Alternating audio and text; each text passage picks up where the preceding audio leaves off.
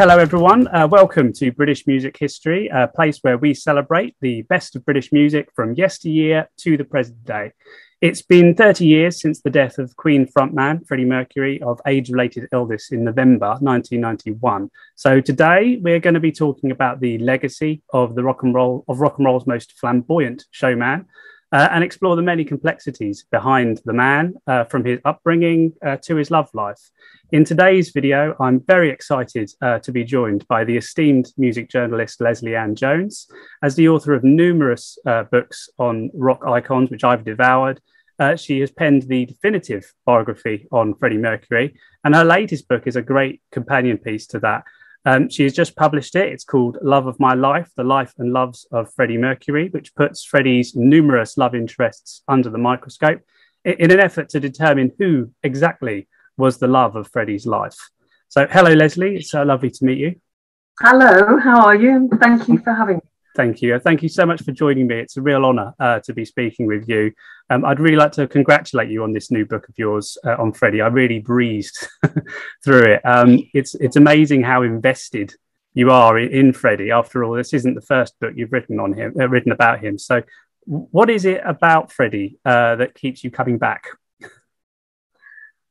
There was something unique about Freddie. I think I fell for him really in the first moment I met him, and he was unlike anybody else.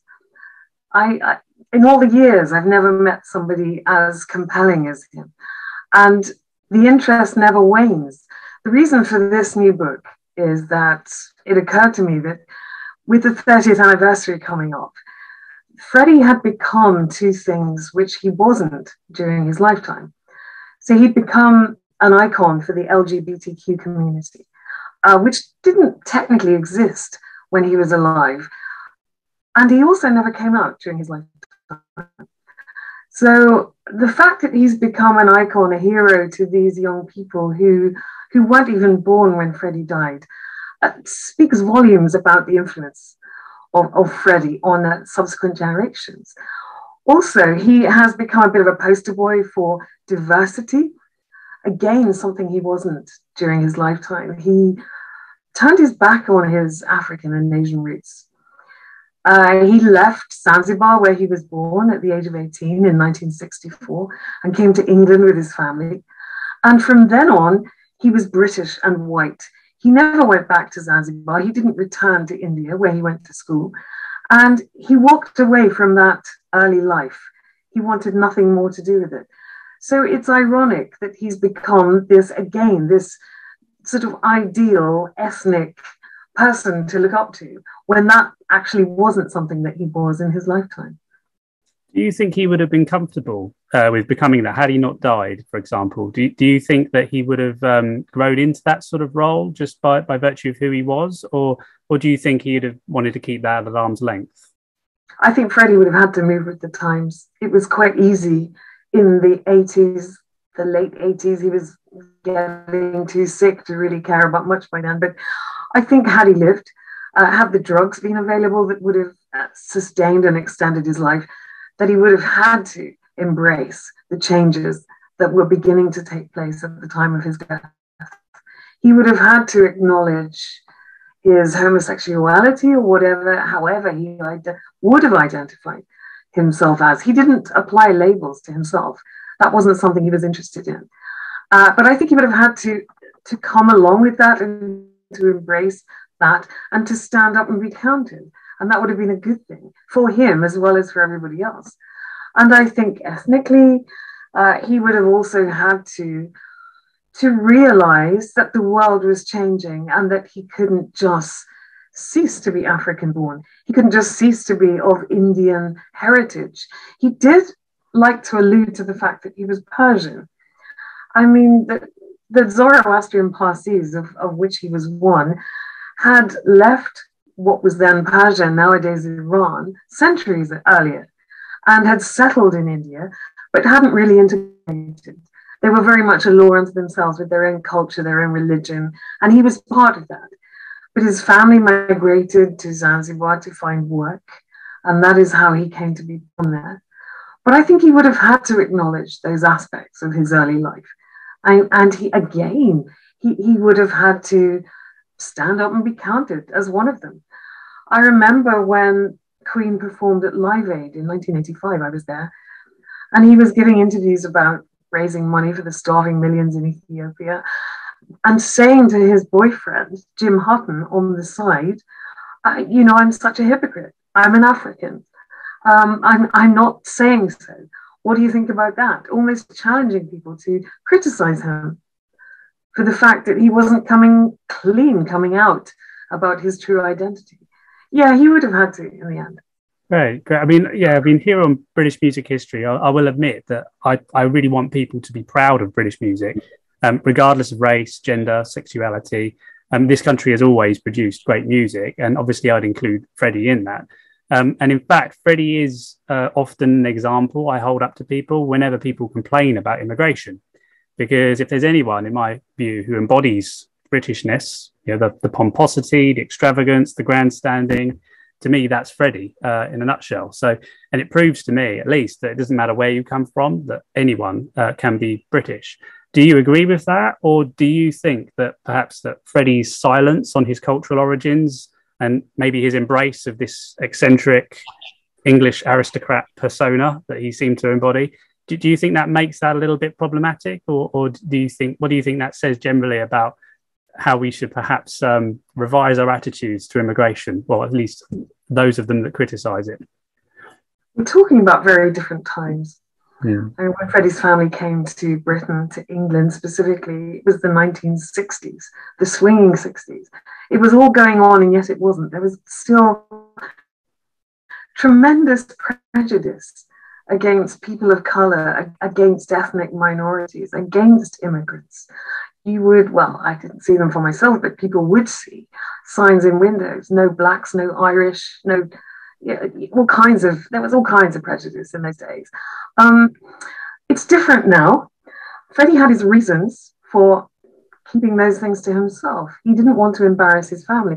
He came from a very close-knit community and a very rigid faith. Religion and faith are two very different things. Religion is cultural, really. Faith is obviously personal belief. And his parents were devout. Their community was devout. And homosexuality, for one thing, it is outlawed by their religion. And if he was starting to explore those aspects of his identity at that stage, he couldn't be open about that with his family because they wouldn't have approved. They would have forbidden it. He was under their roof. He lived by their rules. It was very much like that during the 1960s. It's different today. I did have a conversation with his mother, and she said about his apparent homosexuality, I wish we'd known, because I feel sure that we would have dealt with it, but we weren't given the opportunity to. So there were scenarios such as when he was living at Garden Lodge in Kensington towards the end of his life, his lavish mansion of a home. It was gorgeous there. And he was living with Jim Hutton, as well as a variety of other people, all male. And Jim would have to pretend to just be the gardener, the pool guy, the maintenance man, when Freddie's parents came round for Sunday lunch or something similar. And he would have to be out there sort of digging around with the fish or staying in the shed or whatever. He was never brought out openly as Freddie's life partner. And I knew Jim. I felt terribly sorry for him about that, because it was all he wanted. He was in love with Freddie. He was proud of Freddie. I'm sure Freddie must have been proud of him in certain ways, but he didn't show it. He didn't bring Jim out. They weren't an open couple. And that seems quite shocking and hard to accept now, doesn't it? But that's how it was in those days. Yeah, your book makes it clear as well that he never was able to be open about himself with his real parents. And we'll come on to Jim Hutton, but I sort of see Mary Austin as a mother-like figure for Freddie, someone who loved him but didn't turn her back on him despite knowing the truth about his sexuality. And it's also interesting to me that one of his final songs was Mother Love, which obviously pines and celebrates for a different kind of affection, notably from a feminine figure. Do you think that Mary provided Freddie with a kind of maternal love that he craved, which was very different from the sort of love that he he was with Jim, for example. What sort of relationship do you think that Mary and Freddie had that differed? Difficult one, isn't it? Because we're not them, and we can't really get under the skin of what their relationship was truly like. It was unique to them. There were only two people in that relationship, and they didn't talk about it. They didn't share it. But we can make assumptions. Always a dangerous thing to do. We can surmise from the clues. They met when they were very young, in their 20s, and they fell in love. And they lived together for a long, long time. 6 years in your 20s is a long time. That's a commitment. And Freddie had previously had no reason to suspect that he might be other than straight. And it wasn't such an open conversation back then, I don't think. Not that either of us was around, but I don't think people talked openly about sexuality, gender politics, identity. Those were not topics of conversation in those days. They were, people assumed things about each other and they were taken for granted. They met, they fell in love, they had a relationship. And then Freddie started to feel the stirrings of being drawn in other directions and was confused by all that, was not sure how to handle it. And to begin with, when he started, well, he'd already experimented with boys at school. So there was some history to that. But I think realistically, the vast majority of boys who attend residential boarding schools are either involved, or they observe, or they're aware in some way of that kind of thing. Which is not to say that it's wrong, it's just to observe that it exists. And so I think, he had history there. And when he did start to actively experiment, there was a huge amount of guilt because he was engaged to Mary by this time. And that is a promise of marriage. And he knew sooner or later that he was going to have to break that promise. And his first confession, if you like, to her was that he felt he was bisexual. And she was the one who said, "No, Freddie, I think you're gay." More or less giving him permission, although that seems like a very strange thing by today's ways of doing things, to give somebody else, because one gives oneself permission to behave or to be in a certain way. But that wasn't seen as that back then. And what really should have happened was that Mary should have been liberated to go off and live her own life, to find somebody else, to be away from Freddie, to start again, to explore her own personality and be someone else. But because he was so mad about her in a way, he couldn't let her go. And she accepted that he couldn't let her go. She perhaps wasn't strong enough to say, "No, our relationship's over. I'm out of here. I'm going to go and find out who I am and what I need," which I think women would do today. Again, I've imagined myself, or tried to, in that situation, to try and understand what they went through. And I know that the woman I am today would not put up with that. I'm out of here. I would have gone off and I would have done my own thing, found somebody else, maybe not, but go and find what made me happy, what brought me joy. But it seemed that Mary was happy to go along with being Freddie's shadow. And she was on the payroll. She was a paid employee by this time. She was an assistant to Freddie. There's footage, isn't there, of her sort of trailing around after him in shops and galleries with a little reporter's notebook and a pen, taking down details of things he wanted to buy and so on. She was a servant. She was a lackey. And she deserved more than that. So I think maybe if this were happening now, he might say to her, "Look, this isn't healthy. I think we're breaking up. I would love to stay friends, but I think you should go off and have your own life." And maybe they would have gone apart for a little while, and maybe they would have regrouped and maintained their friendship and found some sort of common ground that didn't involve romance and all the other things that goes with that. But yes, did she stick around because she was a mother figure? Well, Freddie had a mother, but he didn't have the kind of mother who he could relate to openly in a very honest way. And I think looking back, not many of us did. I think it wasn't that unusual to hide things about oneself from one's parents, to live an internal life that one's parents didn't have anything to do with. I think that was quite common. There is a trend today of parents and of children, actually, to try and become friends. And it's always a mistake, and it always backfires, always goes wrong. Because parents are parents for a reason, kids are kids for a reason. And you can't really be friends. And quite often my 3 kids over the years have divulged things to me, and I thought, I really don't want to know that. You know, that's your business, and those are things that you keep to yourself and you deal with. So in terms of being a true mother figure, I don't think that's quite the case with Freddie and Mary. But I think that he did lean on her. He did need her. She knew him the way nobody else did. And he could always go home to her. So in those terms, she was a maternal figure. And she was his old faithful and his salvation. And he could keep coming back because she let him. Right. Yeah. I mean, you're going to hate me for mentioning this, but a lot of people will be familiar with the exchange between Mary and Freddie from the movie Bohemian Rhapsody. You do mention in your book and elsewhere, in fact, some of the issues that you had with the Queen biopic Bohemian Rhapsody. I'm sure that you're sick of being asked about this, but what was it that you found so affronted by in the movie? How do you think it should have been done differently? I've sort of spelled it out, haven't I, all over the place? And there are whole websites and lists of specific things that mistakes, you know, little facts and figures gone wrong and stuff like that. I felt that Rami Malek did a majestic job of portraying Freddie. I couldn't get past his eyes.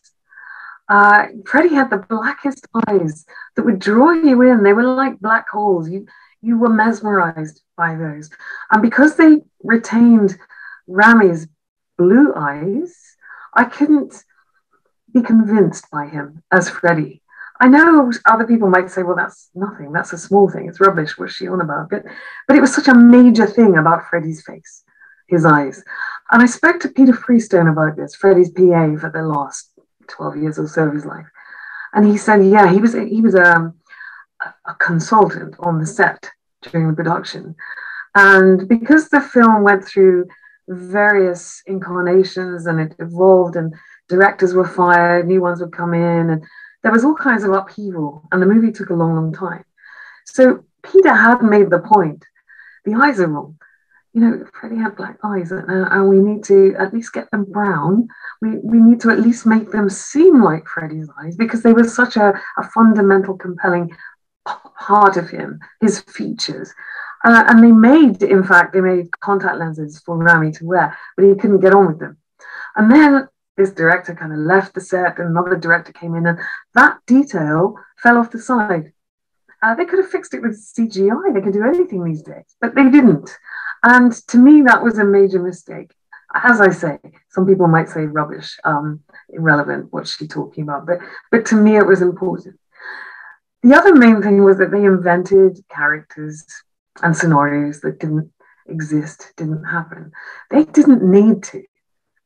Queen had such a rich life. There were so many diverse and compelling characters in their story, in their career, that I felt they could have stuck to the originals, the actual ones who existed, rather than make people up. So I'm talking specifically of Ray Foster, who was played by Mike Myers, who was the record company executive who kicked out Bohemian Rhapsody and said, you know, it's 6 minutes long, you know, we can't possibly release this as a single, all that. He didn't exist. He was if at best, he was a composite character, cheating the viewers, many of whom we have to remember were not born at the time of the height of Queen's career. So they deserved a little more accuracy, I felt. We move on to Jim Hutton, who is introduced in the film as a waiter at a party in Freddie's home, which he wasn't. He was a barber at the Savoy Hotel, and he'd cut David Bowie's hair and so on. And they'd met, Freddie and Jim had met at Heaven, the nightclub, down underneath Charing Cross Station. That was where they first met, not at a party, not with Jim dressed up as a waiter. Why change that? Why not show it for real, what actually happened? Because that's the story. And then people go back and they read the books, and then they start attacking people like me, saying, well, Brian May and Roger Taylor were executive producers on the film, and they were there, so they should know. So we believe them, and we don't believe you, and all kinds of ensuing abuse. But the thing is, some of us were there too. You know, however much they might like to deny it, we were there too. We saw these things, we witnessed these things, and I didn't see a reason to change it. I don't know what you think, but just when it gets something like that wrong or change it deliberately, it's very hard to have faith in the rest of it. Just the way I felt. No, I completely agree. And obviously one of the biggest things about that movie is the fact that obviously Sacha Baron Cohen was originally due to play Freddie, for better or for worse, as that might have been. But rumor has it that he was pushing for it to be a bit more less sanitized, shall we say, than the end result ended up being. Do you think Freddie would have wanted a more warts and all portrayal in a biopic of him? Because it sounds to me as if they couldn't really have done that without it coming across as a cautionary tale, given obviously how much your book acknowledges the lifestyle that he led. Do you think the version of the film that we got is the version that Freddie would have wanted? No, of course it's not. The same as We Were Rocky, the stage musical. He would have run a mile from that. He would have hated it. I mean, he didn't get any say in the matter, nor does he get any say with Queen music being used on commercials on television. You know, some of it's just awful. Would he want his compositions to be selling sofas and Viagra and hotels and nappies and all kinds of other stuff? No, I don't think he would have wanted that. But he didn't get a say, did he? I've forgotten what you asked me in the first place because I got off at a tangent there. Say again what you wanted me to reply to. Yeah, it was. Well, to be honest, I didn't really have would Freddie? No, he wouldn't have. No, it was more like I know what the version that you got. Yeah. So in terms of it being a sanitized version of his life, they made a decision to reach the widest movie audience possible, and to do that, to make it a 12 plus certificate, so suitable to be viewed by 12-year-olds upwards. You can't leave all that stuff in. We know about Freddie's lifestyle. We know what went on. We know about the sex and the drugs and rock and roll. You can't bombard 12-year-olds with that. You've got to clean it up, and that's what they did. And so it was a commercial decision, probably made between Queen Productions, the Hollywood production house, Brian May, Roger Taylor.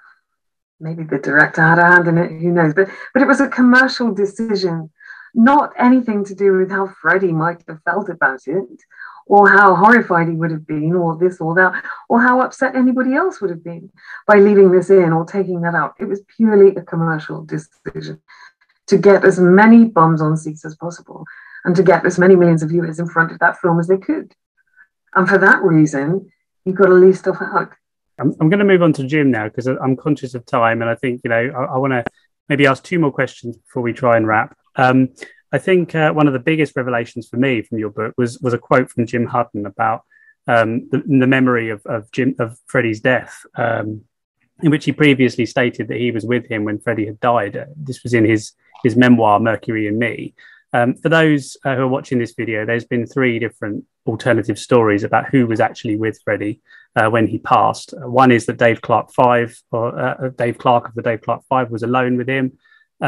Peter Freestone obviously gives a completely different account in his memoir. But your book is the first that I know of where Jim admits his story of being with Freddie when he died as not being true. What do you think that motivated him to write that memoir in the way that he did at the time? And what do you think that said about the relationship that he and Freddie shared? Well, first of all, he didn't write his memoir. A guy called Tim Wapshott, very good journalist, wrote that. And I saw quite a lot of Jim after Freddie died. He'd obviously moved back to Ireland. He had his lovely house there, his beautiful garden, and we spent time together. We ate dinner together on many occasions, and we did get to know each other. And he did express quite deep regret that the book had come across the way it did.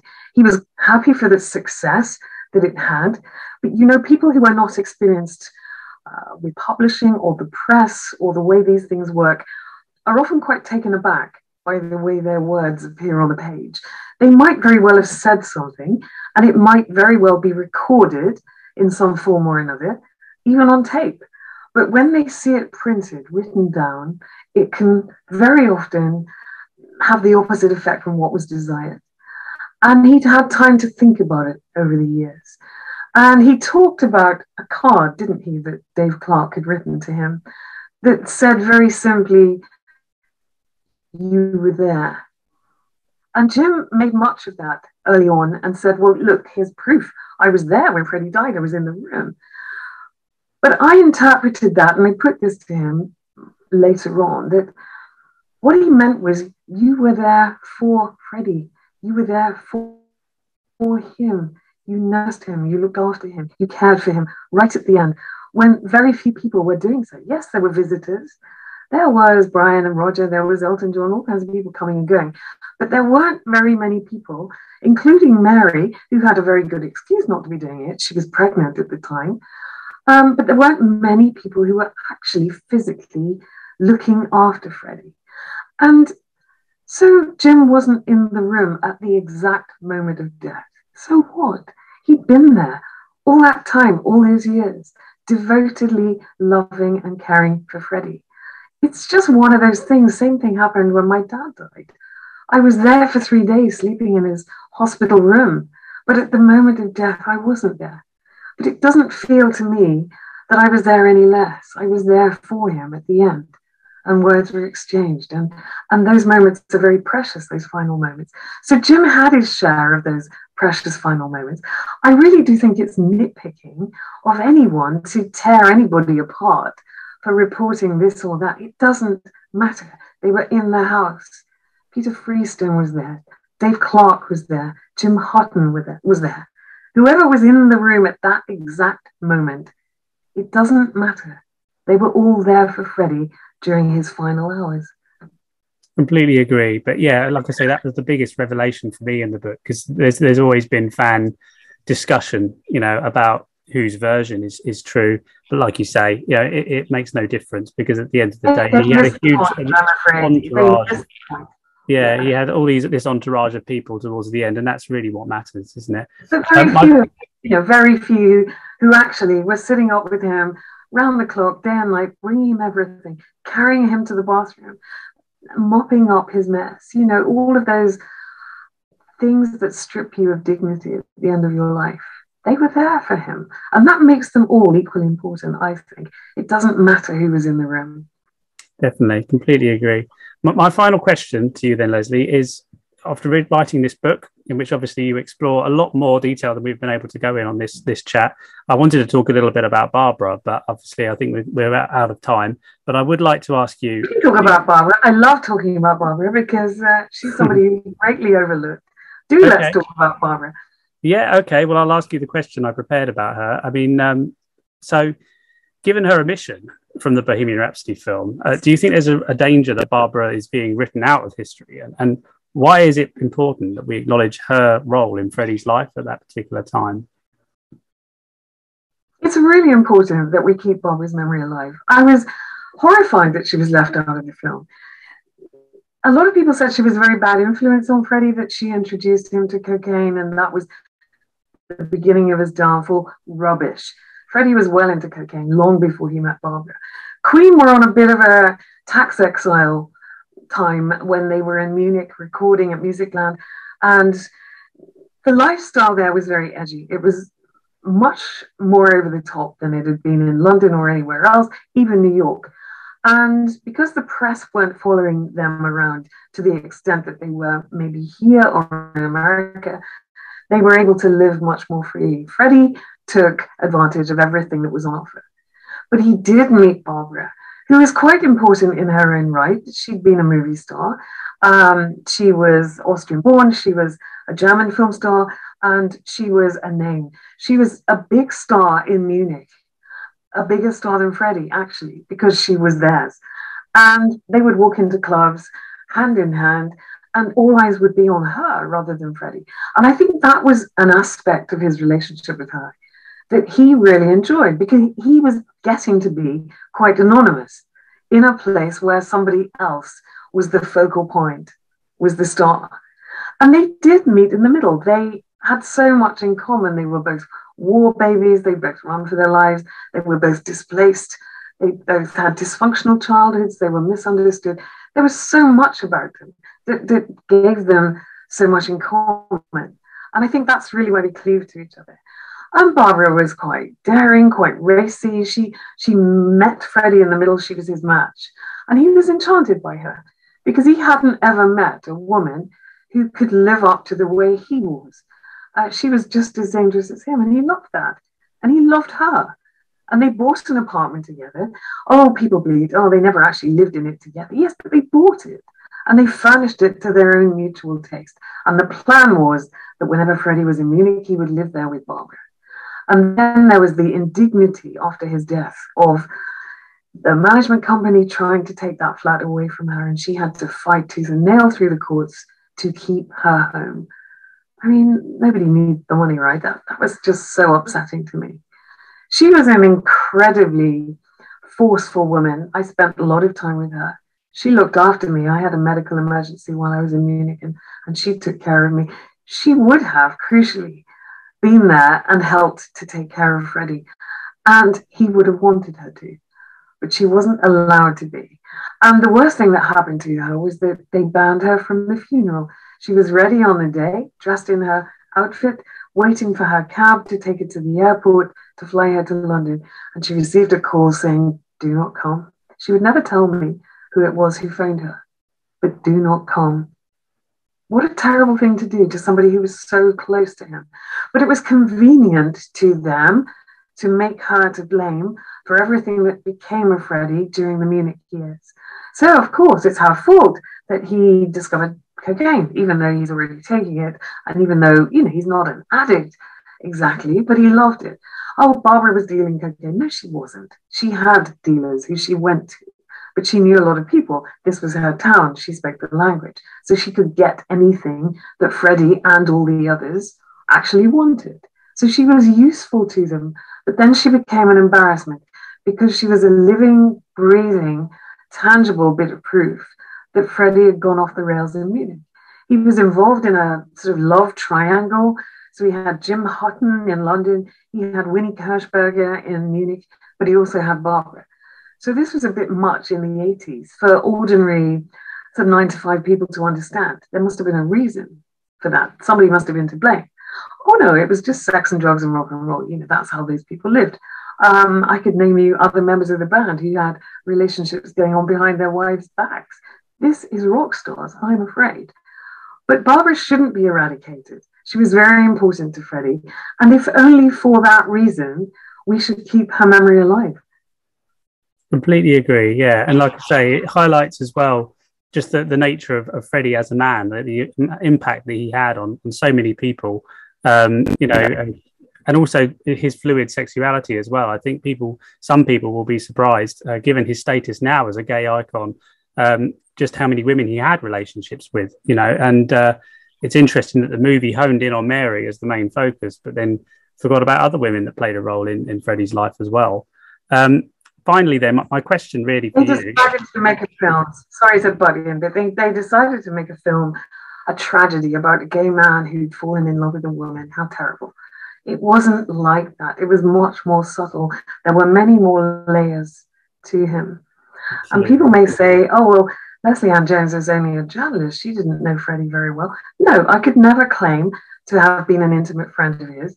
And no, I never have. I was a journalist, but I did meet him. I did spend time around him, and I did see things for myself. I don't need a qualification. People have written books about Karl Marx who never met him, or Charles Dickens, or William Shakespeare, or Jesus Christ. You know, that is the art of the biographer.